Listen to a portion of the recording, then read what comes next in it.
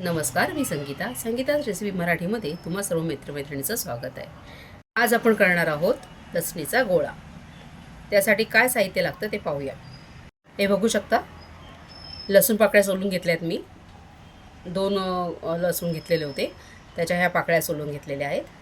थोडंसं खोबरं घेतलेलं आहे कापून, जिरं आणि ही मिरची पावडर आहे आणि मीठ इत्यादी साहित्य आपल्याला लसणीच्या गोळ्यासाठी लागणार आहे. आणि वरून टाकायला तेल.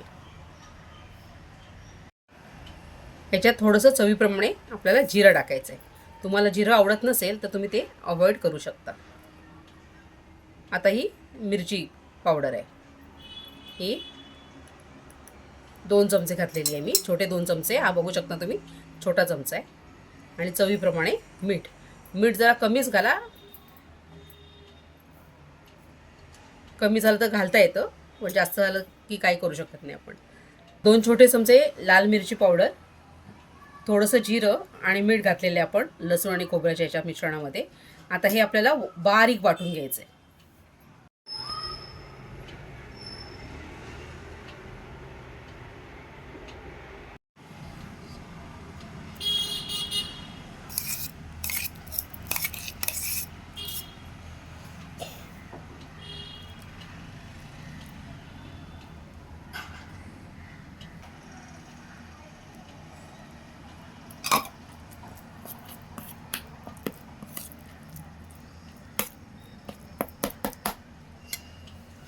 आणि हे तेल आपण घातलं याच्यामध्ये ॲड केलं आहे. हे तेल आहे ते शेंगदाण्याचं घ्यायचं आहे.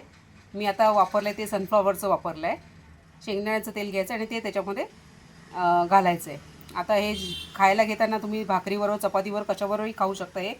आणि त्याच्यावरती घेतलं ताटामध्ये की त्याच्यात परत थोडंसं तेल घ्यायचं आहे. असा हा लसणीचा झणझणीत गोळा तयार झालेला आहे. व्हिडिओ आवडला तर नक्की लाईक करा, सबस्क्राईब करा, बेल आयकॉनला क्लिक करा. परत लवकरच भेटू नवीन रेसिपीसोबत. तोपर्यंत धन्यवाद.